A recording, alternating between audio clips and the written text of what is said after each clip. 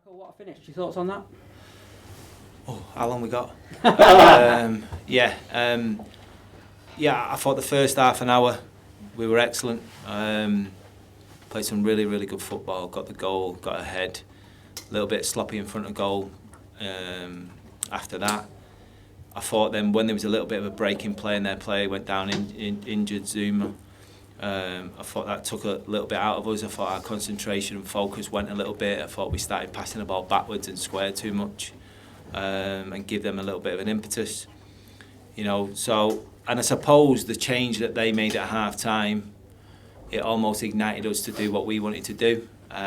So they obviously clearly went for it, changed the system a little bit, went I was going to say 4-4-2, but it was more like 4-2-4, and they literally got the ball forward early and played off seconds. So it almost made us make a decision a little bit quicker than what we were going to do originally. And I just said to the bench today, get Big John ready, and we'll go 4-4-2, and we'll make sure that we're better with the ball on the regains in the transition. And I think that was the case. And all I would say, Matt, though, is at one point I did think it was going to be one of them frustrating ones. The amount of chances we were missing and turning down, and you know they'd scored from their only shot in the game, and you think, you know, God, you know. But once Tyler got the goal, I think that settled everyone down. I think some of the football in the last 20-25 minutes or so was very, very good. Yeah, fantastic entertainment, but the game was still in the balance up until the final 5 minutes, till he got the third, I guess. Yeah, it was. Having said that, I didn't see them scoring unless it was from a 20-25 yard shot. Politic looked the one that could probably be dangerous. He had a couple of efforts from long distance, and as a manager, you can only accept that. You know, at the end of the day, if they're cutting you apart or getting crosses in for fun and being really dangerous, that's a different scenario. But I thought the lads coped with it really, really well. And it shouldn't have been in the balance, you know what I mean? That's the thing, where if we were a little bit more clinical up until the third, then, you know, the game would have been done probably after about an hour. Yeah, and a great start, Harry Anderson heading you in front, and he was injured on Saturday, obviously, and was it touch and go whether he would play, or...? Well, we had a decision to make, you know, whether we wait an extra few days for the weekend, but I spoke to Harry yesterday before training. He said he felt good. It's not completely disappeared, although, you know, on tonight's performance you probably thought it was, yeah. But no, he said he felt good, he felt energised. We'd looked after him last week, been off the grass all last week after the game at Sunderland. So he was ready for the game.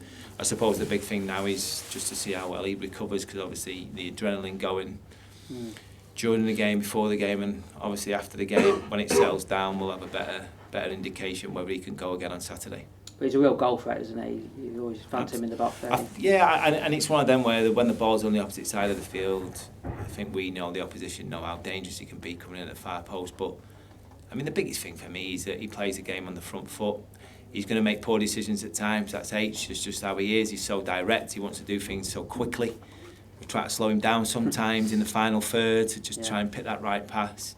Having said that, I thought his pass for the fourth goal, was it, John's, was very, very good. Yeah. Really composed, good way to pass.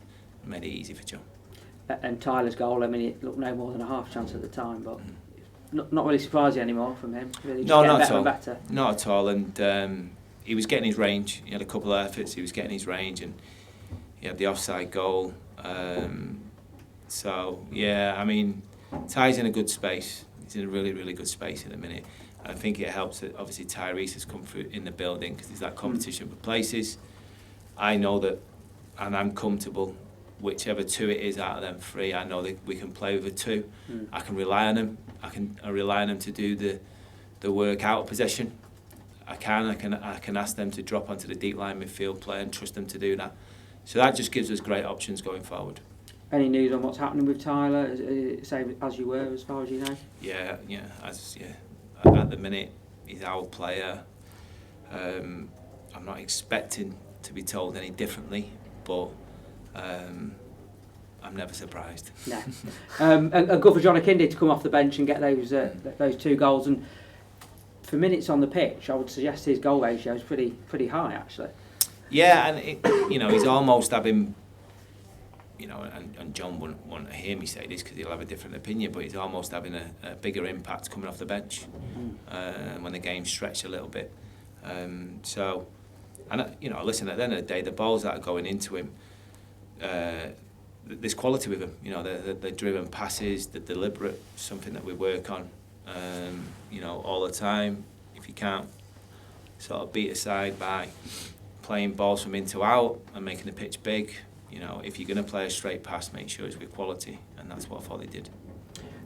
Usual question at this time of year, anything on the transfer front, comings or goings? Well, they will be, yeah. But obviously we've still got 2 weeks to go. But I can guarantee there will be ins and outs before the end of January. But as and when they happen, I can't guarantee you. Yeah, I mean, Michael O'Connor and Jack Payne out of the squad again. Is there something happening with them? Is it just not making the squad at the moment? With Michael, I think he's very close to agreeing something with a club. I don't want to say the club just in case it don't quite happen, but Michael's very close to agreeing something.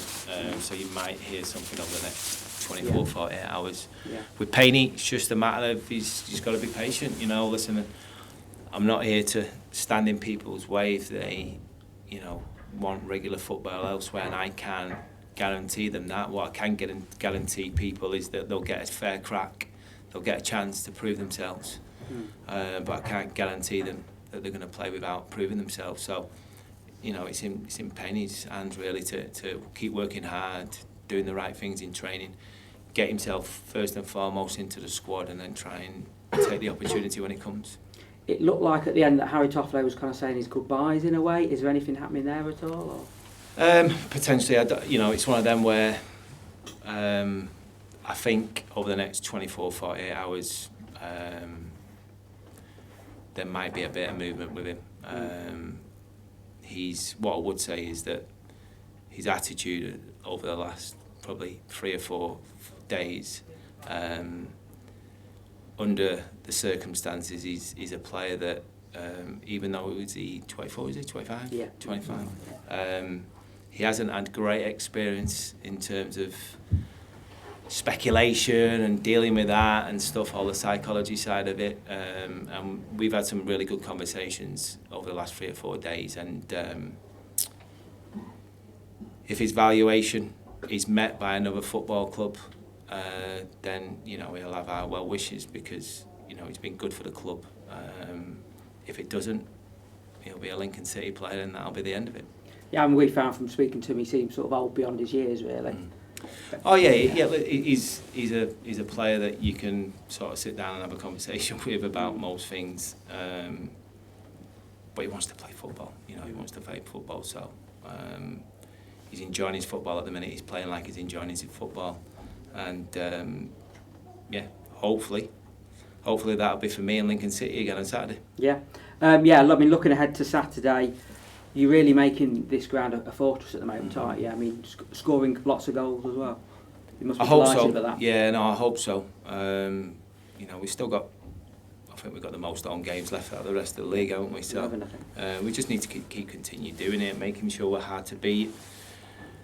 I've said that from day one. I think that was a big thing, just making sure we're difficult to beat. And I think Saturday was a good example of that. I think, again, we were in control on Saturday for half an hour. Then, to be fair, they put us under the sword for 15 minutes, and it was a matter of getting in at half time. And on a different day, maybe earlier on in my campaign at Lincoln, we might have conceded a second or possibly even a third. They stuck at it, and we were a much better team on Saturday. And I just felt we've continued from the form we showed second half on Saturday into tonight's game.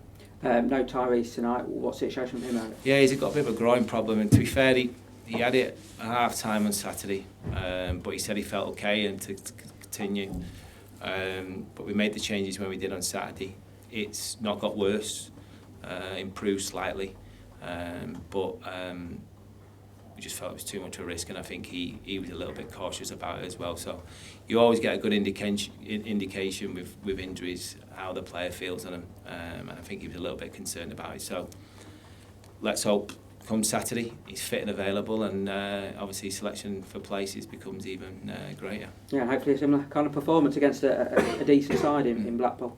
Yeah, well, obviously it means a little bit because it was my first one in charge, obviously, at their place, and we're 2-0 down in 2-0 down in 20 minutes, and you're thinking, oh, what? Like I've been watched a 6-0 bit of a thrashing in the stands on the week previous. So let's hope we get off to a better start than we did at Bloomfield, and hopefully we can have a similar sort of result that we got this evening. Great, thanks, Michael. Michael, the middle of the table is becoming quite condensed now. I think the gap between us in 15th and 6th playoffs is only 5 points now, and we seem to have pulled well away from the kind of the bottom section of 6 or 7 clubs. We're well within in that middle of the table now, so things looking up. Yeah, they are. I think it's one of them where we just got to really focus on us, and I think the fact that we've got so many home games will probably give us the opportunity to do that. I'm not getting in any way, shape or form thinking that playoffs is our target at this moment in time. If we win the next 6 games, ask me that question and I'll probably give you a different answer, but we have to go game at a game because we've had a great spell. Since we had a little bit of a break and we went to Burton, we've had a great spell. We've had like back-to-back wins a couple of times, but we've not got over that one and got the third one, or even took a point in that next game. So there's little wins that we can do and little targets that we can sort of overcome. We've achieved a few of them recently, going behind and coming back from going behind and winning games and stuff, as we did against Peterborough. So it'll be game by game. I know that sounds boring and a bit cliche-ish, but it's going to be a tough game. They'll make it very, very tough. We just got to make sure we show the energy that we've shown tonight and give ourselves a right good chance. Thank you. You mentioned the 6-0 versus Oxford there, and you're unbeaten at home in the league since then. Will your focus now be a bit more on getting some wins on the road as well and being more consistent? Not really. Obviously, we want to win away from home, 100%, definitely. But I think for me, it's not about winning away from home or winning at home. It's about winning games. And if the next one was away from home at Blackpool, it'll be like, let's make sure we get back-to-back wins. There's no doubt about it that the fans and the atmosphere that we've created over the last few weeks have helped lift the players. I think the performances away from home have been encouraging, apart from obviously first half at Coventry and obviously first half against Sunderland. But we come out of the blocks in both of them games in the second half really, really well.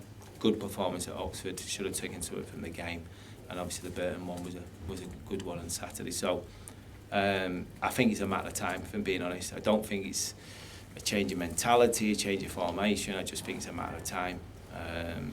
And when we do that, if we can back it up with wins here as well, then obviously, it's going to look good. Okay, thank you. Cheers.